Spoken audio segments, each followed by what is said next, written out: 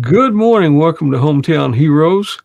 My co-host Mary Staffel and I are uh, really honored to have Colonel J.P. Hogan, United States Army retired, with us today.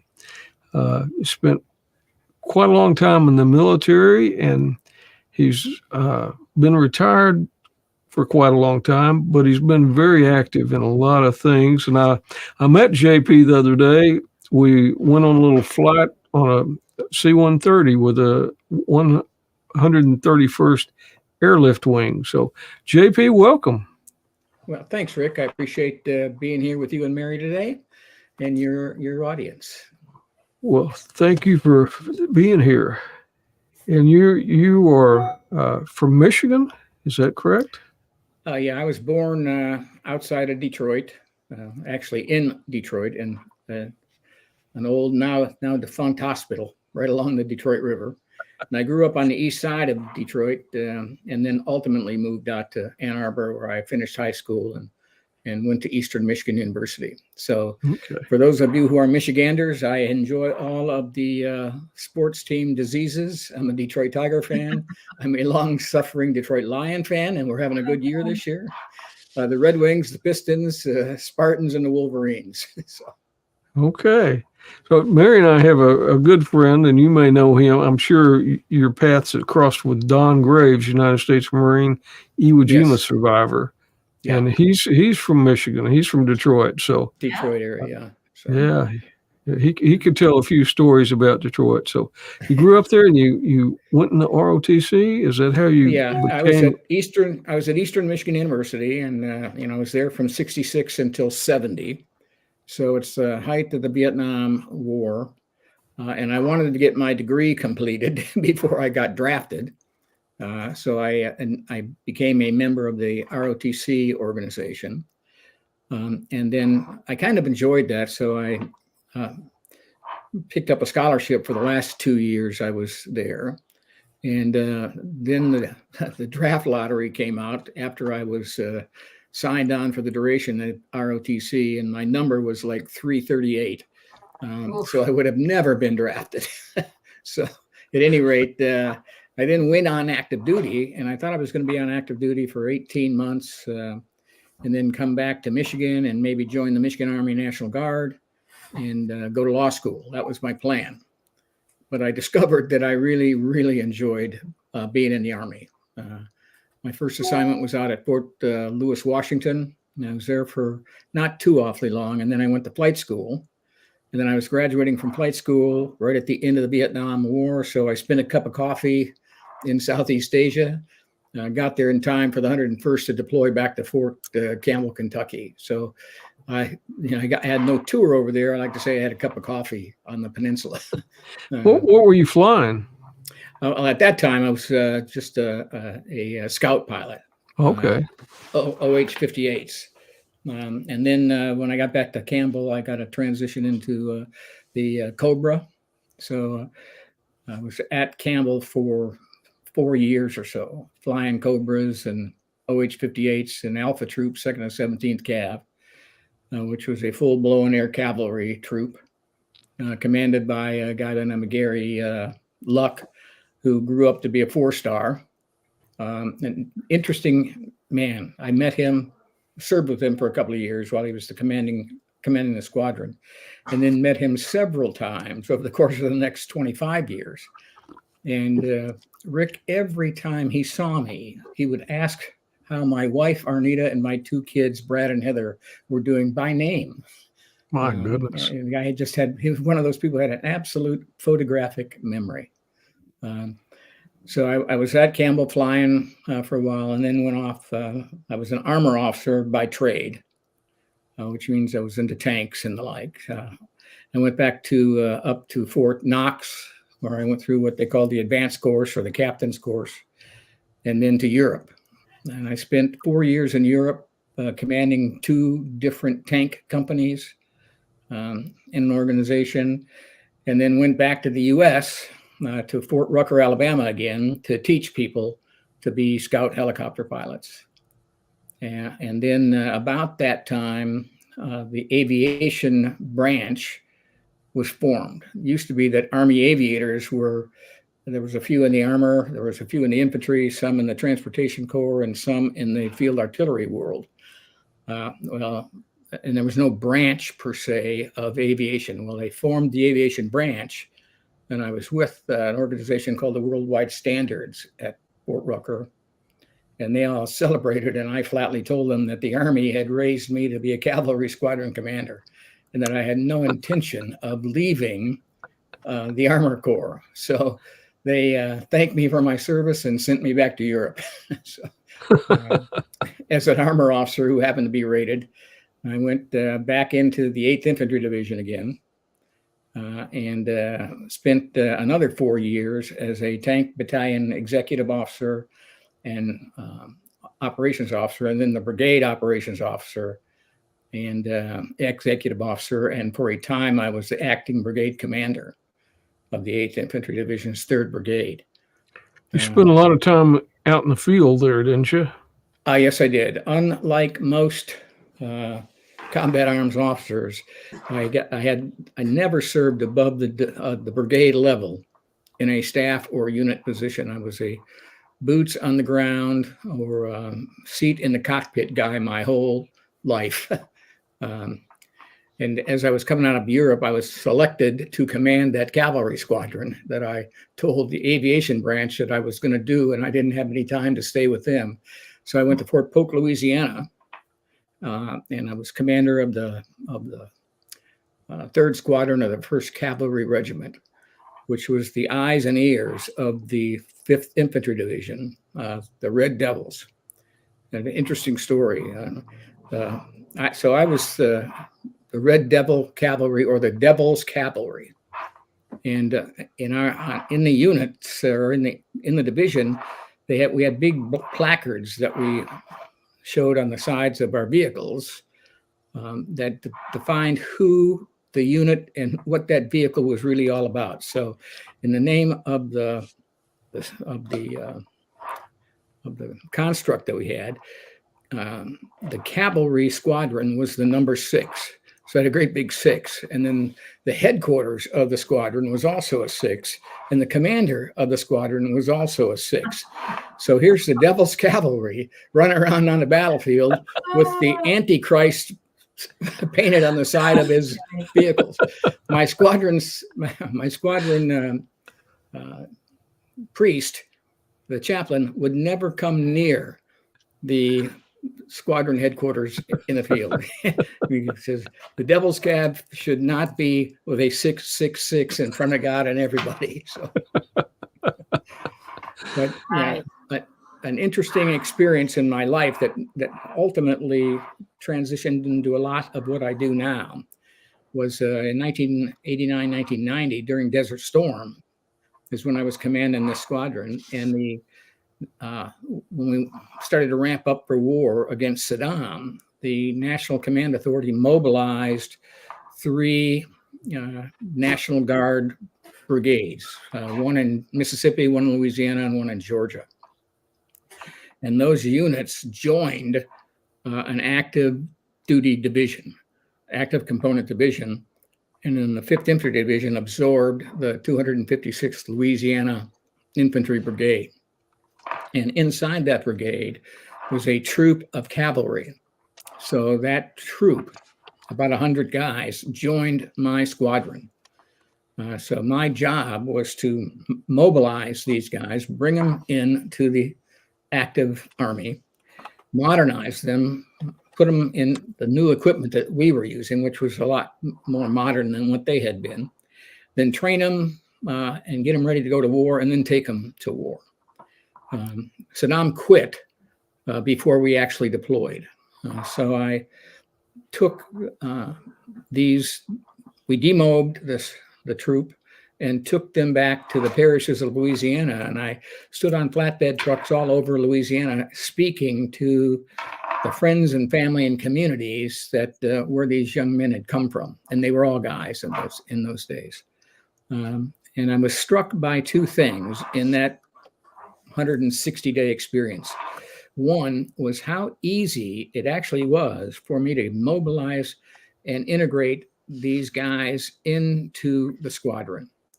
Now, I knew 10 or 12 of them from their time as active component soldiers that happened to serve with me in Europe or Fort Campbell or Fort Lewis, Washington, or some other place on the planet.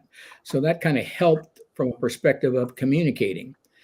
But the ease of which these guys picked up spoke well of the training that they had been doing as in their reserve or their National Guard organization. And then when I took them home, I was frankly stunned by the support that emanated out of those communities for that cohort of cavalry trooper. And those two things together, when I ultimately left active duty 10 years later, caused me to become involved and stay involved with the Employer Support to Guard and Reserve program, which is how you and I came together last Friday. Now, the program is designed to actually build a relationship of mutual support between employers and the young men and women who also serve not only as employees of an organization, but also as reserve component soldiers, sailors, airmen, Marines, and Coast Guardmen. So it's about helping those two cohorts communicate and honor the service of the soldiers and honor the needs of the employers. There's some laws that govern that, and they're interesting. They're managed by the Department of Labor. But the ESGR, Employer Support to Guard and Reserve program, is there to do three things in support of that effort. One is to educate the employer on what their responsibilities are and what their rights are relative to these service members who are in their employ, to educate the service member as to his or her rights and their responsibilities to their civilian employer. And in those occasions where there is some conflict, we mediate. We have people who mediate that conflict. They don't represent the soldier. They don't represent the employer. They represent rather the law to help people understand what they can and can't do. In a nutshell, if you're serving with the 301st Fighter Wing at Fort Worth, and you're employed by Häagen-Dazs, when you're called away for training, be that on a weekend or some extended period, historically there's always been a 2 or 3 week annual training program. Your position in the organization is protected. You can't be replaced because you're serving.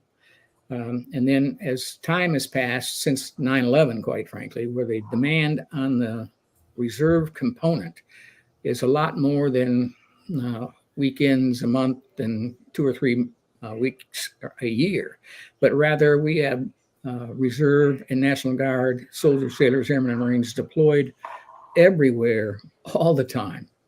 So the young man or woman who's in the Guard is likely going to be gone a pretty significant amount of the time in any given year. And these laws protect that service member, both from a perspective of the job has got to be kept available to them. The employer can naturally replace somebody to do the service, but to do the job. But when the soldier comes back, that job has got to be restored, either the same position or a like position in the same general area. And you can imagine all the permutations of that come up that ESGR often gets involved in. The service member, on the other hand, has got to be very open about what his or her requirements are from the uniforms services, to keep the employer appraised of training schedules, of potential deployments, of times that he or she is going to be gone, and they ought to be very open regards to the fact that they are a member of a reserve organization. And surprisingly, a lot of them hide that for fear that that'll be held against them, even though the law prohibits it to be from being held against them. Well, I deal in this all the time. Now, my favorite role is regards the employers, to go out, to educate them, to thank them for the support that they give our soldiers, and to present them with awards that they can be nominated for by their employee who serves as a guard or reservist. So I have a lot of fun doing that. And that's what I was doing Friday when we were off flying with the C-130Js from the 136th Air Wing. You had some people with you that were they employers that you brought? Yeah, I had a couple from Kimberly-Clark. Their headquarters is here in the Dallas area. I had two senior leaders who were identified by Kimberly-Clark serving soldiers, sailors, airmen, and Marines, somebody that they wanted to expose to what the soldiers, or in this case, airmen, were doing when they were away from the job at Kimberly-Clark. Interestingly enough, some guys doing what I do for ESGR up in Wisconsin are the ones that nominated them. So they called me and I called the Air Wing, and we organized an opportunity for these two folks to join that particular boss lift flight, which was really designed by the 136th to support you guys over at the Air Power Council. Yeah. So. Well, that was a great opportunity for them. I mean, my goodness, yeah. Just to spend a day off of work to go fly in an airplane like that. Yeah. A few years ago with the 301st, we ran a similar type boss lift where a KC-135 refueler came down from Illinois, landed there at the old Carswell base, took on about 30 employers, and then we flew to Hurlbut Field in Florida. And along the way, we refueled 3 F-16s from the 301st Fighter Wing. So these people got a chance to get back near the rear of the KC-135 and look over the shoulder of the boom operator and watch them physically refuel the fighter planes. And you're close enough that you're looking down there and you can see down near the guy's, the fighter pilot's face through his windscreen and his visor. And you can see his name on the side of the airplanes. It was kind of exciting for all of those people. So, and then we spent the night down there and took a look at some F-22s that were down there. And then we flew them back the next day to Fort Worth. So, and, those people were, frankly, they're sold on reserve component and what their soldiers, sailors, airmen, and Marines are doing when they get an opportunity to do that kind of thing. And the other day in our briefing, the colonel was talking about 3/4 of the personnel are reserves, and then you have about 1/4 that are active duty reserves. I don't know what the correct term is. Yeah, full-time reservists. So. Full-time reservists. Yeah. And our crew was just happened to be a crew of 4 with 3 that were reservist or guard members and 1 that was active guard. So the 3 guys who were reservists, they call those guys traditional reserve soldiers. Those are the guys who are part-time in uniform and part-time working somewhere else. So the 2 pilots were traditional reservists. 1 flew for American in his day job, and 1 flew for Southwest. And the 2 load masters, 1 was a full-time guardsman, and the other was a traditional reservist as well. They did a good job back there. On the guard side, you have both the reserve and the guard have AGRs, active guard and reserve. Yeah. And they're just like if they were on active duty. Then you have you have traditional reservists and traditional guardsmen. So if they're in the Guard, they're a traditional Guardsman. If they're in the Reserve, they're a traditional reservist. And then in the Guard, they're full-time that are civilian when they're doing their job at one point, and military the other point. Those are called they call them just technicians. Technicians, yeah. In the Reserve, they call them Air Reserve technicians. So you get to know who's Guard and who's Reserve based on which terminology they use. So it's pretty interesting that you're all Air Force, you all wearing the same uniform, but you have different titles that you go by. Yeah, different titles and oftentimes different pots of gold that pay you as an individual. Because the Guard is Guard is state funded, whereas Reserve is federally funded. Yeah, and when they're in the traditional reservists and traditional guardsmen, when they're in their traditional guards role or reservist role, they're being paid out of a different fund. And when they're activated or mobilized, then the federal government picks up the tab for all of them.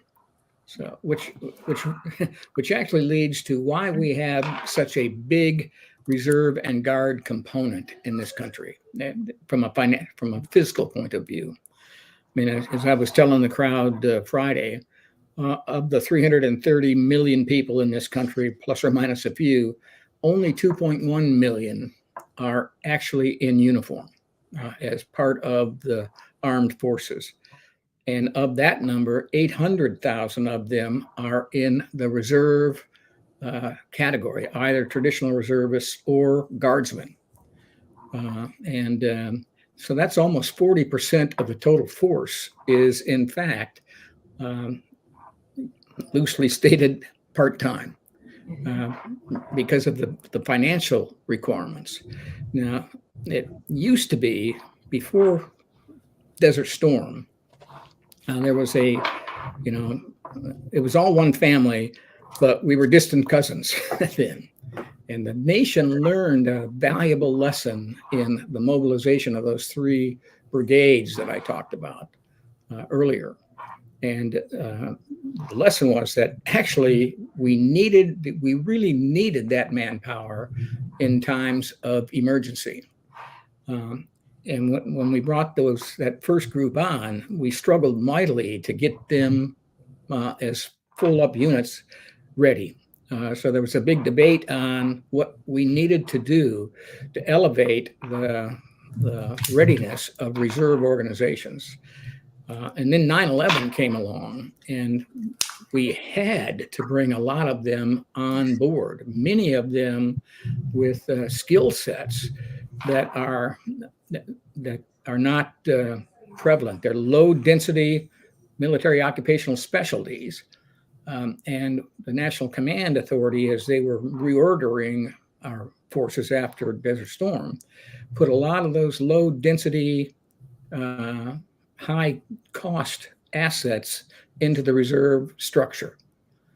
So when we actually have to mobilize, we need that talent and that capability, but it's vested in the reserve or guard side of the house. So we must mobilize them. So that changed the dynamic considerably. So you started to see a lot more guard, reserve, and active component interaction and mutual training that grew over time. And now, as I stated earlier, 40% of our capability is in that reserve and guard structure. And to be frank, in my considered opinion, it's not possible for our nation to exercise its national command or its national security strategy without recognizing and ensuring that the reserve component is ready to go when we need them, because we need them a lot. So we couldn't do it if we didn't have them. Now, when I'm talking to the public at large, I tell them I'll be willing to over beer that they pay for to argue what we're doing internationally. But the fact that our guard and reserve is integral to that capability is beyond question. And that's really, Mary and Rick, is why I'm committed to this employer support guard and reserve role. There's 144 here in Texas of us. 142 of them are volunteers. We have 2 technicians. We used to have 3, but the budget reduced that by 1. So we've got 2 full-time administrative support structure. One guy who works down in Austin, headquartered with the National Guard headquarters down there at Camp Mabry, and another lady who's got an office that she's got down at Ellington Field in Houston. But the other 142 are all volunteers. And the only money that we get is if we have to go somewhere, we get standard mileage to go there. My goodness. But there's 144 people who recognize and enjoy the opportunity to interface with soldiers, sailors, airmen, and Marines as to helping them understand their roles and responsibilities. And then there's those of us who love the employer outreach side of the house. And I'm the vice chairman in Texas, so I'm essentially the executive officer, or the COO, if you will, of the Texas contingent. And there's a contingent like ours in all 50 states and all 4 territories. So spread out around the world. I'm fortunate to be in Texas because Texas is Texas. And the issues that we run into in support of Guard and Reserve superstructure with our employers or our communities are significantly less than in some other places in the country, on the coasts specifically. So. But we have a lot of Guard right now, both the Army National Guard or the Army Guard and the TANG, the Texas Air National Guard, that are deployed down on the border. Yes. And yeah. according to the colonel the other day, their tours are about a year long. So yes. Yeah. I would imagine that you have to get involved in some discussions with some employers. Yeah. Yes. And this extended state active duty period in support of the border mission presents some interesting issues for the service member and for the employers. First of all, the laws that govern the mobilization of reserve and Guard components into a federal role are controlled by or overseen by the Department of Labor. There are no laws that provide the same sort of support to National Guard members when a state governor decides to activate his state's assets and put them against a state mission. The federal dollars that support the activation of organizations into a federal role are separate from what the state does. Now, Texas is working hard to try to amend that. But there are no legal protections for those guardsmen in a state mobilization role. So a guy from the 136th who finds himself down on the border doing whatever he happens to be doing for a year, and he happens to be employed by that company, that relationship between that service member and that company is not as tightly woven from a legal perspective as it would have been would the border mission have been a federal mission, and it's not. So how would something like the health benefits for the family? Does it come through the employer, or? Yeah, it's quite frankly on a case by case basis. But as the commander stated the other day, in many cases it falls back into a workman's comp, didn't he say? A workman's comp issue, which has got all kinds of ancillary issues attached to it. Now, were that a federalized mission, then the federal VA programs and the federal medical assistance programs, et cetera, would all be in support of that soldier or airman, assuming that the problem emanated from the fact that it was connected directly to the fact that he was down there doing the border surveillance mission. So there's a lot of complications here. There's a lot of work going on inside of the Texas legislature to address this. Listeners of the program, if you can reach out to your state rep and make it known that you believe they ought to be taking some action, that would be good. That'd be a good thing. So there is action happening, but it's not as tightly woven as it is on the federalization side of the house. That could get kind of messy. Yeah, Oh, yes. and it does. If you're a reservist and you're on an order, then your family has TRICARE. And if you're a guardsman and you're on, it's a different title order. So it's all about what title that order is and who's paying it.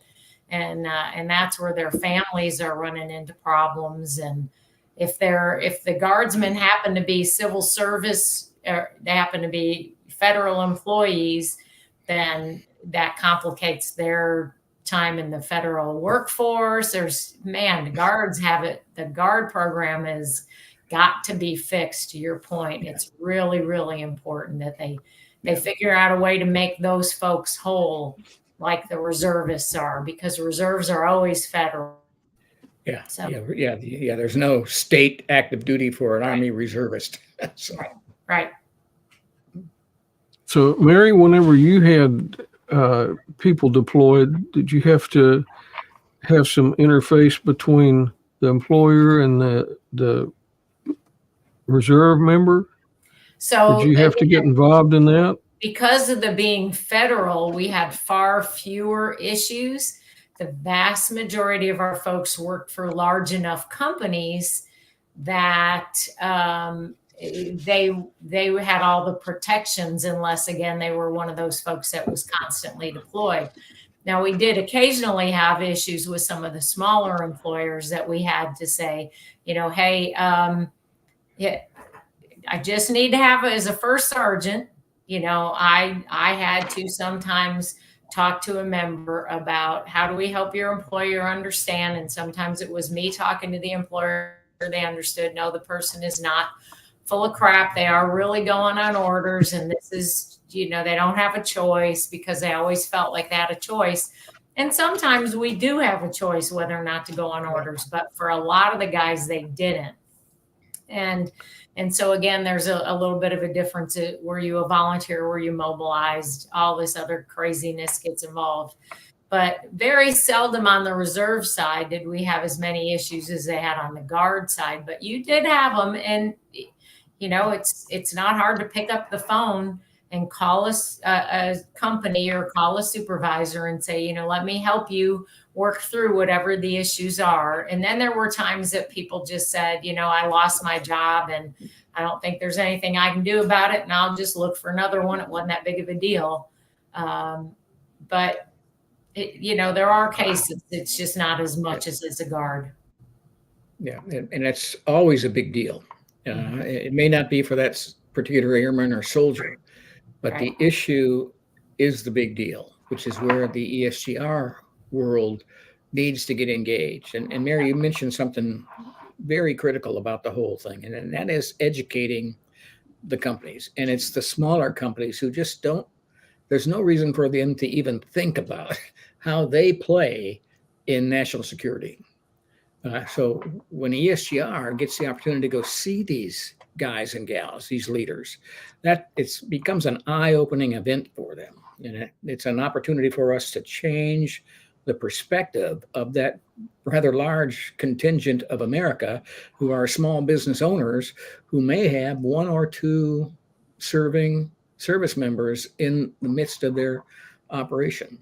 And the best way for that message to get into that employer community is for that service member to recommend his or her civilian supervisor for an award that ESGR and the Department of Defense provides. Because that gives me then the opportunity to show up at 1, 2, 3, 4 Tool and Die and talk to the supervisors about what Corporal Smith has been doing and how him doing that is so important to national security. And by extension, there, 1, 2, 3, 4 Tool and Die, you're players in our nation's security. And the only way that happens is if the service member initiates the whole action by recommending the employee, the employer for an award. When I get a chance to talk to the service members, I tell them, and this is like dating. Yes, send flowers and candy ahead of time, and your relationship builds. If you And we hope that the employee is a good employee, you know, yes, because yeah, if he's not a good employee or she's not a good employee, then that just makes your job harder. it makes it harder. Yeah. Yeah. And I did this with, and I used to send my airmen all the time. If they were just like at the end of their ropes, and I'd say, why don't you go talk to these folks at the ESGR? They can help you. But I left the Air Reserve Technician world in 2012, and I went to work later after I finished a little bit of school. I went to work for a company, and I nominated my supervisor, and she got to go on that boss lift where she got to go and watch the refueling and she just went back and was just telling everybody and overwhelmed. And it really does make a difference, because a lot of times, to your point, they don't understand how they fit in that picture. And so even when I facilitated leadership development classes and we talk about the issues that folks were having with their civilian jobs, I always made sure, if they didn't add ESGR on the list, I made sure to educate them, because so many of the airmen, soldiers, Marines, all the branches, they don't know about ESGR. And if we don't educate them as senior leaders, then we're making a mistake, because that's another tool in their tool belt. And when they're happy at work and their employer's taking care of them and they have to deploy, the family still knows that they don't have to worry when that member is gone, that they're going to lose their job and come home to not being able to pay their bills and everything else that could potentially go wrong there. So that support that has to be, to your point, I think you made a great analogy with the being a marriage, because it really is. When you have reserve and guardsmen, we called it the three-legged stool, because you had the member with the military duty, the employer, and you had and all of these pieces have to work together. And it's so different because active duty folks, and most of us were active duty before we were ever reserve or guard. So we get it, but those that have only been active duty don't understand how difficult it is sometimes to balance that three-legged stool. Yeah, Mary, that's really, really true. And that's one of the lessons that I learned back in 89, 90, when I took responsibility for those 100 Louisiana National Guardsmen who were mobilized and became part of my squadron. It wasn't only an integration of the combat element, the soldiers and their equipment, but I also now had a brand new cohort of families that my wife really, unbeknownst to her, became responsible for. But you're right. As the 20 years before that happened, that I was on active duty, I had no occasion to deal with that three-legged stool other than ethereally. I knew it was out there. Occasionally I'd have to go evaluate a unit somewhere in the world and let them know where they needed to go from a training perspective when they got back to their reserve guard or their armories. But I didn't had no occasion to think my way through what's the implication to the families, not the least of which is most of these families are in that small parish in Louisiana, not in a military installation where there's a ready-made support structure. So now I pay more attention to the family support structure that's around all of our Guard and Reserve organizations here in Texas. So I want to have a communication with them. And, one of the things that a lot of people overlook in the ESGR instruct the service member what his or her responsibilities are. I've actually found, Mary, that the real target audience is the significant other of the uniform. The uniform guy or gal, they've got a pack, they're ready, and they know what they're trying to do. And they look past this other thing. the significant other is not looking past it. He or she is aware of what the real implications are to the family. So. Amen. There's absolutely no doubt about that.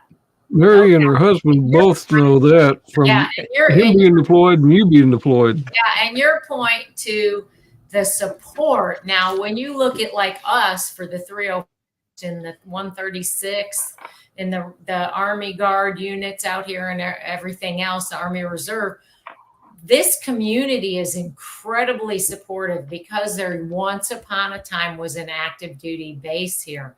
So yes. They're more accustomed to it. But you go to some of these smaller towns around Texas, and it's not the same, and they don't have that same support. So that is incredibly true. And yes, Rick, at one time, my husband, my son, and I were all deployed to 3 different parts of the Middle East at the same time. And so it makes it, you know, in the times that my husband deployed twice before I deployed. And so then I deployed 4 times on him. So, you know, we dealt with that, but he always thought that it was so hard to be the one that was deployed until he was the one home. Did they ever have, yeah. And he said, this is what a lot of people don't understand, is that when we deploy, we're mission focused. We have things to do. We're busy. We're taking care of people. We're taking care of whatever the mission is. The people at home, your family, they're still living in the same house, eating their meals at that same table. You know, the spouse is sleeping in that same bed, but guess who's not there? We weren't there. And they had plenty of time to think about all of these other things and deal with all the other issues, all the things that break down, all the normal things that happen. So it is way harder to be that person at home. And so your wife is like an angel because the families needed that, to your point, especially in those little areas where they didn't have people that understood, well, what do you mean your husband's deployed and this is happening and you don't know? Well, they didn't. It was in the early 2000s. It was just not, it was like all of a sudden we're deploying all these reserve and guardsmen and nobody's prepared. Yeah. Yeah. I love the companies that not only support the service member on the job and protect their job in their absence, but those that go the extra mile and look out for the families while the service member is deployed they're superstars. And I always encourage my service members that I speak to that their significant others can also recommend a organization for an award. So it's really powerful when I go in there and I present an award that came from Sergeant Smith's wife, who is thanking the company for what they did while Sergeant Smith was gone for 13 months in Saudi Arabia or Syria or something. So it's, the families can get engaged in this as well. Mm-hmm. So, and I hadn't had this, but maybe you can speak to it. The spouses who their work may suffer or they may have to step away from for a little bit, can the spouses nominate their employer? Yes, they can. Yes. Because that's I would think too, to encourage more employers to be supportive to that spouse who may have to take a little step back at what they're doing at work while the spouse is deployed. And that's all. The answer to the question is yes, do it. Because then that opens the door up for guys and gals like me who can come in and shake the hand of that company and make them feel good about the things that they're doing and make them understand the impact that they're having. And that's it's called the Employer Support Guard and Reserve Program. Employer support being the active phrase there. It was really designed 75 years ago or 50 years ago to do exactly that. Get the employers of the nation involved and, remind the service members what their responsibilities are here. So, as well as their rights. Well, back during Vietnam, we didn't have quite the number of reservists and guard going to Vietnam, did we? We had more than you think. Some whole units were in fact mobilized Okay. for that. Because one of the challenges back then with the draft was whenever an employee got drafted, and I think the employer had to kind of keep their job open until they got out. We had the Soldiers and Sailors Relief Act back in those days, but that was nowhere near as impactful as the Employer Supported Guard and Reserve USERRA structure, the U.S. Employment Rights and Reemployment Rights Act. So now there's laws governing it. Well, if an employer wants to find out more, or a guardsman or a reservist, we've got the website here. And is there a way to get it to you locally, or? Yes, you can. There's a Texas ESGR website or Facebook page. Okay. Or they can even just reach out to me, and you can scroll my email address. It's ldrship17@gmail.com. Okay. Let's see if I can do that. Yeah. And that's the website that my email address for my leader development company that I've got. So, okay, yeah, y'all keep talking, and I'll see how well I can do that. Yeah, Rick's busy with the technology piece over there. So I just come along for the ride to hear the stories and everything. But I do wish that more people understood and utilized the ESGR, because it really is a great bridge. And I think that unless you have people in leadership positions, because I'd even have to educate other first sergeants. I'm like, guys, this is stuff you got to know about as a first sergeant. You need to be able to educate your members, educate your commanders, educate all the senior leaders in the organization, because we don't talk about it enough. Yeah, we don't realize it. And as I mentioned earlier, one of our roles is to get into those units and help unit members understand this algorithm. And, we all recognize that there's a lot on the plate of a reserve organization or a guard organization during its unit training days at home station. Yeah. And, they're trying to do 10 things and they got time for 5. Right. But I can get it if they will let me in the door or reach out to my organization in a few minutes in a formation that they got to have anyway. We can remind them of the critical points and family days and the like. Get in to see the unit and spend some time with them. I was just down at Austin at the Brigadier General Camacho's office and Brigadier General Hewlin, the assistant tag for air and ground, talking about getting their help in reminding their small unit leaders that this ESGR thing's important and to give us, local commander, a little bit of your precious time to deliver a really important message to your service members and their families. So, Well, Rick, you asked me about leadership. Yes, sir. Earlier. I also the executive vice president of the Association of the U.S. Army here in Texas, Oklahoma, Louisiana, Arkansas, and New Mexico. And first of all, the Association of the U.S. Army is the non-official lobby group for the Army. It's an association of former Army members and interested civilians to be the voice of and generate support for the U.S. Army. I euphemistically say it's the way for me to help America get closer to her Army.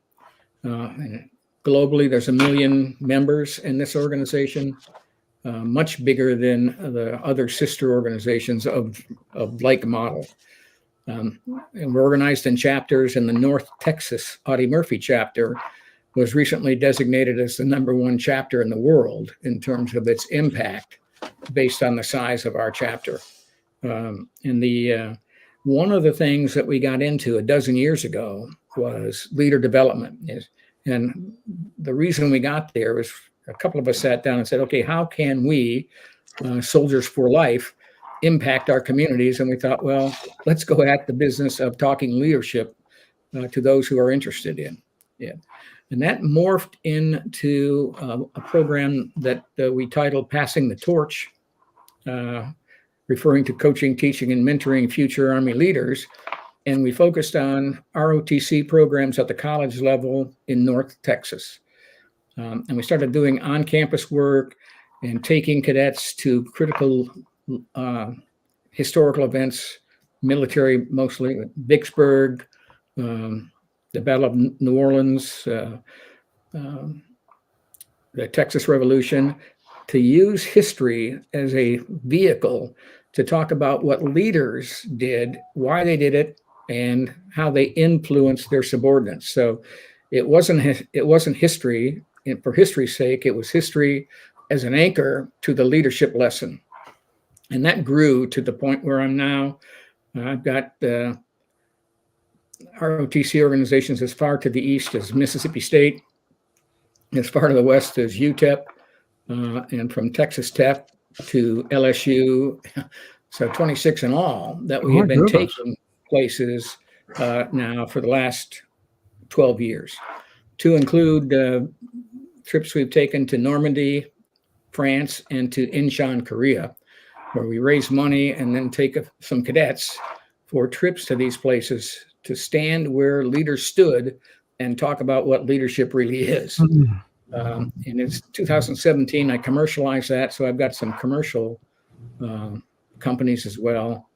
And just recently I was asked by the Association of the U.S. Army to be identified as one of their leadership fellows to expand the universe of which I influence or assist professors of military science and colleges who are training our next generation of Army officers. So I'll be doing more of that on a pro bono basis.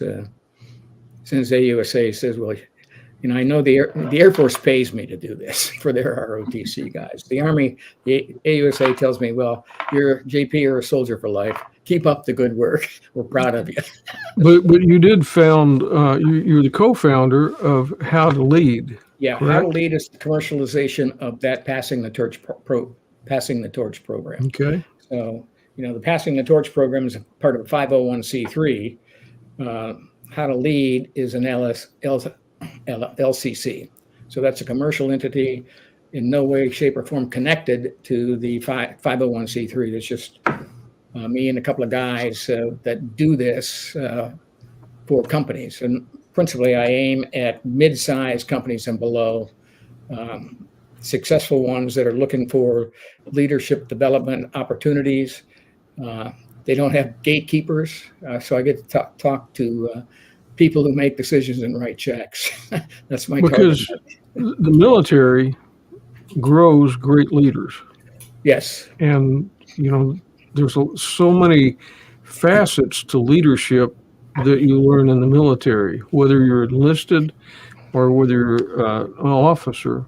There's so much leadership that people gain. And then when they retire or go back in the community after they get out of the military, they take those leadership skills with them. Exactly. That's exactly. And, you know, I make the point often when I'm talking about leader development that there's no such thing as military leadership and a separate bank called leadership. Leadership is leadership. It's always about looking into the eyes of the follower and influencing an outcome. And there's 1,000 ways to do it. But at the end of the day, leaders are built, they're not born. And I use, my team and I, we use the things that we learn in, you know, we've got collectively 250 years worth of experience now in this business called leadership. Interesting enough, I just went into a relationship with a Fort Worth ISD's JROTC program, where I will be working with their history department and their military history courses to infuse a leadership discussion into JROTC, which is not a military operation. It's a build new citizens, a better citizens operation. So I'm looking forward to doing that with the JROTC programs in Fort Worth. Well, you're a military historian too. Yeah, an amateur one, but yes. But Mary and I need to get you, introduce you to our friend Liberty Phillips.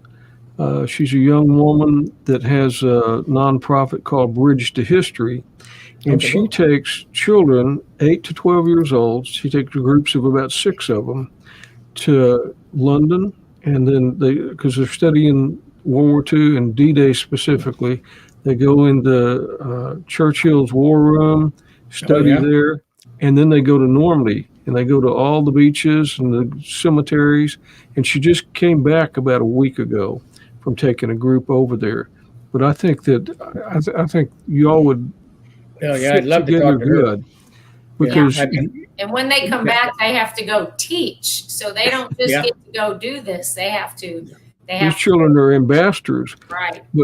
But maybe one evening we can all get together like this and have Liberty, have Mary and you, and then bring some of the children that have been there, and you can, teach them some history and some of the leadership aspects of the different battles over there. So well, that's a fascinating study. I've been to Normandy 20 times.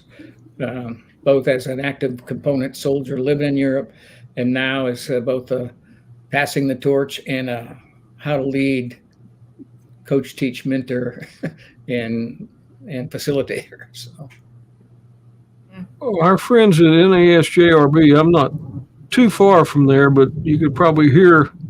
That's probably not NASJRB there. If you can hear that jet noise, that may be the F-35. So. Across the runway at Lockheed. The sound of freedom is what they call it. Sound of freedom, right. Well, JP, our time's up for today, but Mary and I would really like to invite you to come to Roll Call.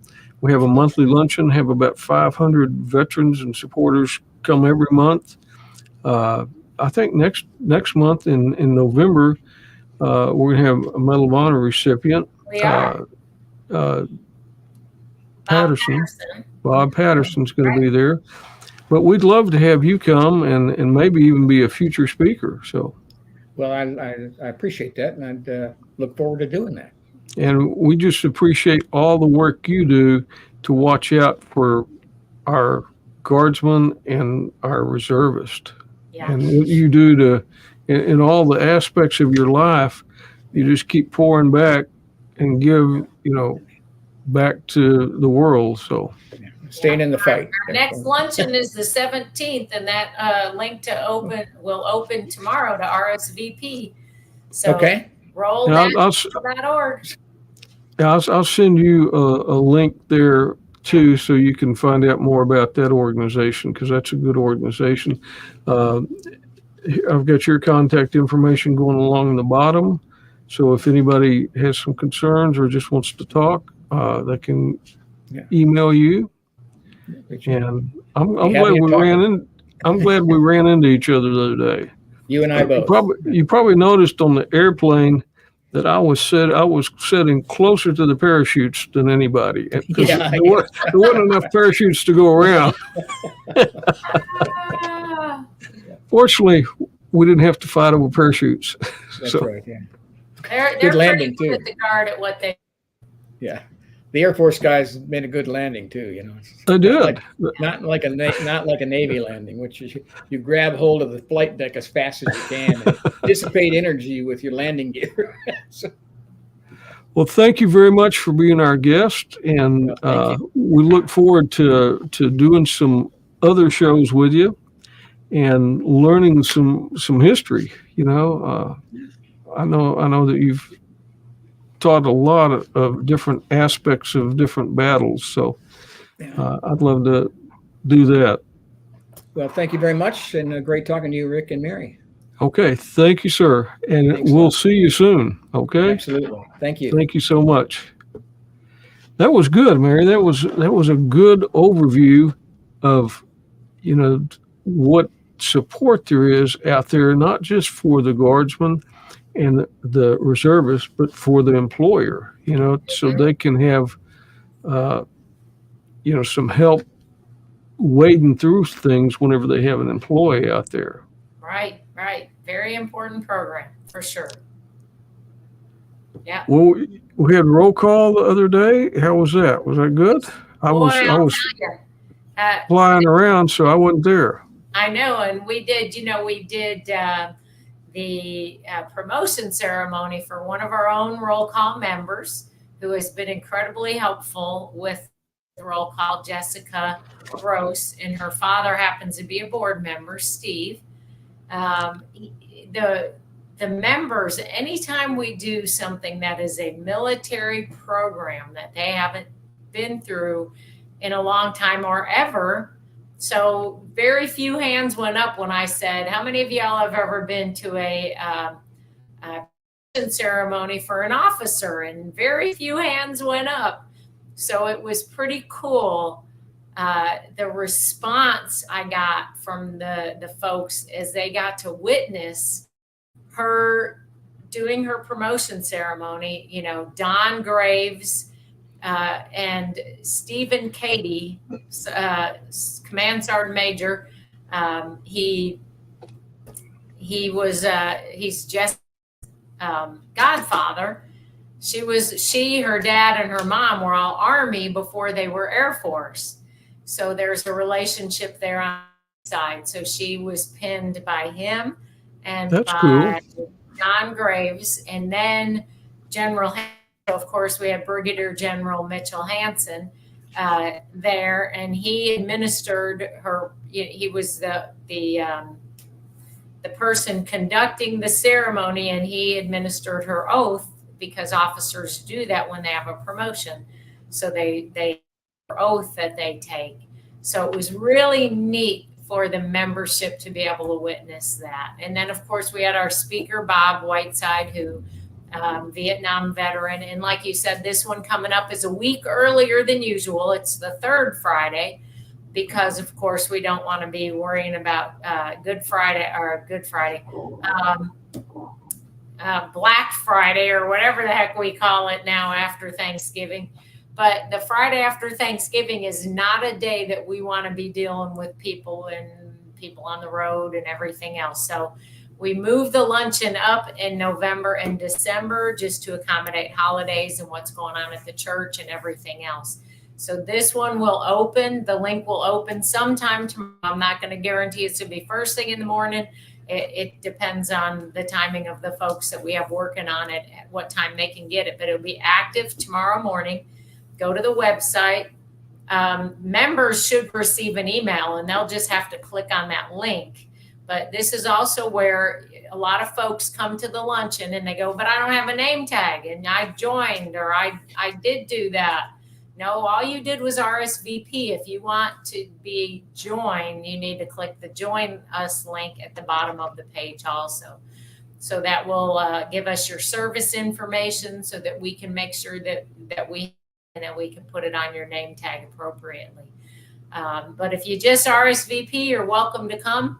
As always, veterans eat free. We do ask that the non-veterans contribute $10 to cover the cost of the food if able. And then we'll have a great program. So we're looking Very good. Great. And if you go to the website, roll-call.org, there's also a donation button. Mm-hmm. And go there, make a donation. $10 buys a veteran lunch. So, right. And we're a nonprofit organization.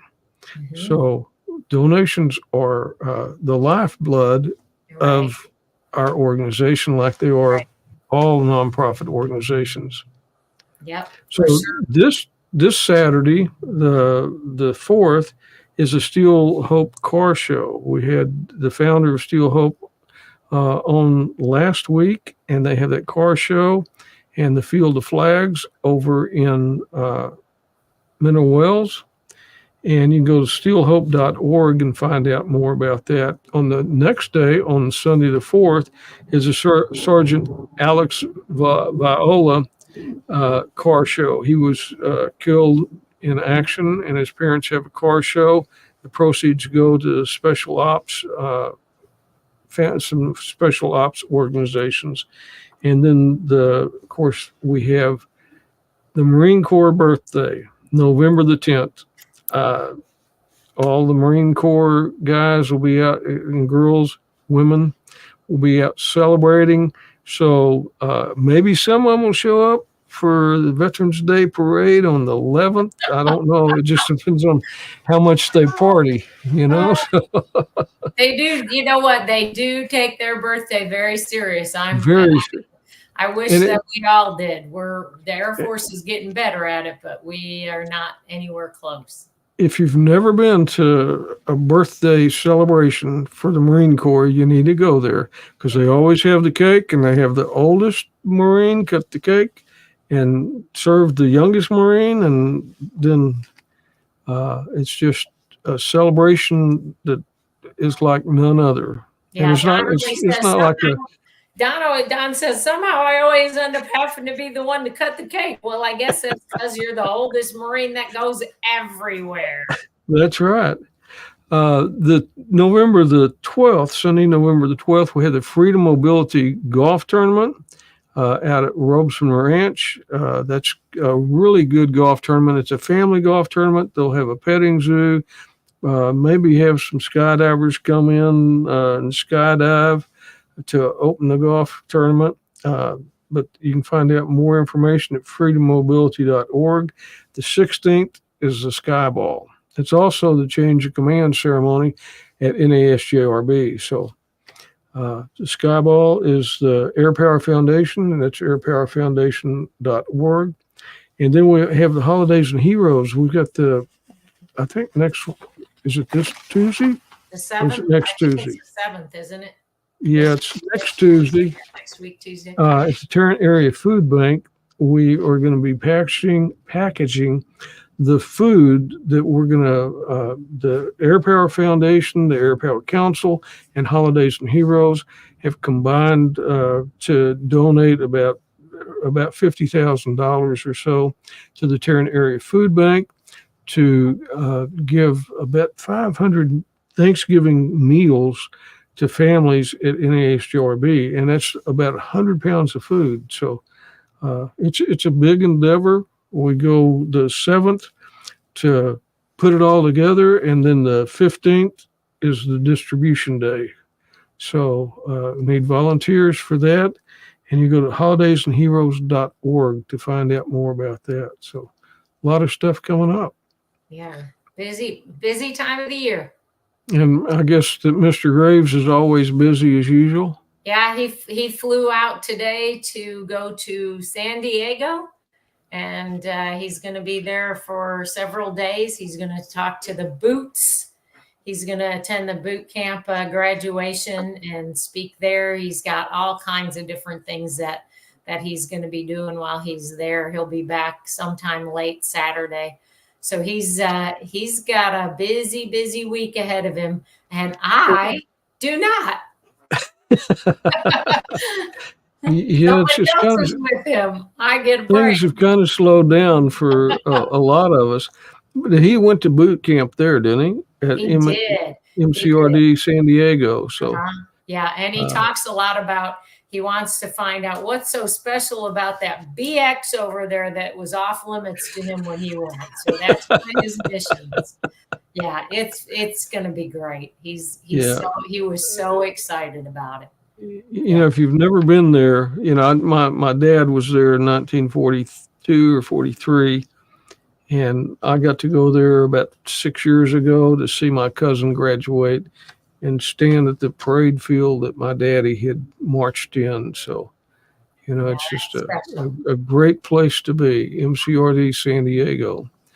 Well, Mary, thank you so much for being with us today, and look forward to having another good show next week. So, You betcha. Also, we need to remember Larry O'Neill's bike drive, collecting bicycles, new bicycles, and helmets. And going to have a bike giveaway December the 16th at Farrington Field. So you can find out more about that if you go to Facebook. Either go to Larry O'Neill, his Facebook page, or Fort Worth Memories and join their Facebook group to find out more about that. Their goals to have over 800 bicycles. So remember that. So until next week, we will see you on Hometown Heroes.